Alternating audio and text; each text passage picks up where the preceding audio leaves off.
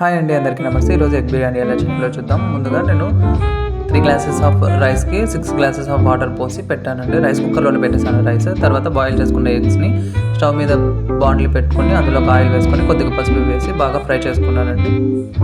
Fry చేసుకున్న ఎగ్స్ని పక్కకి తీసేసుకొని అదే ఆయిల్లోకి బిర్యానీ ఆకు, చెక్క, లవంగ, మిరియాలు, మరాఠీ మొగ్గ వేసి కొద్దిగా లైట్గా ఫ్రై అయిన తర్వాత ఆనియన్స్ వేసేసాను. ఆనియన్స్ వేగిన తర్వాత పచ్చిమిర్చి కూడా వేసాను. ఇదిలోపు మసాలా కలుపుకుందాం. పెరుగులోకి చికెన్ మసాలా, గరం మసాలా, ఉప్పు, కారం, పసుపు వేసి బాగా మిక్స్ చేసుకున్నాను. తర్వాత ఆనియన్స్ వేసానండి. ఆనియన్స్ మగ్గిన దాంట్లోకి టమోటోస్ వేసాను. తర్వాత మనం కలుపుకున్న మసాలాని వేసి కొత్తిమీర వేసి బాగా మిక్స్ చేసుకోవాలి. తర్వాత కొన్ని వాటర్ పోసుకొని మనం ఫ్రై చేసుకున్న ఎగ్స్ని గార్లు పెట్టుకొని అందులోకి వేసి బాగా మిక్స్ చేసుకుందాం. ఒక 5 minutes కుక్ అయిన తర్వాత అందులోకి రైస్ వేసేసుకుందాం.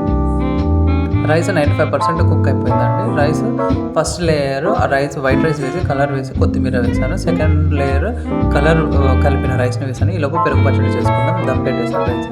పెరుగు పచ్చడిలోకి పెరుగు, ఉప్పు, ఆనియన్స్, కొత్తిమీర వేసి మిక్స్ చేసుకోండి. పెరుగు పచ్చడి రెడీ. చూసారు కదండి, రైస్ కూడా ఎంత బాగా కుక్ అయిందో. సూపర్ టేస్టీగా ఉంటుంది. మీరు కూడా ఒకసారి ట్రై చేయండి. చాలా అంటే చాలా బాగుంది. అంతే అండి, సింపుల్ మన ఎగ్ బిర్యానీ రెడీ.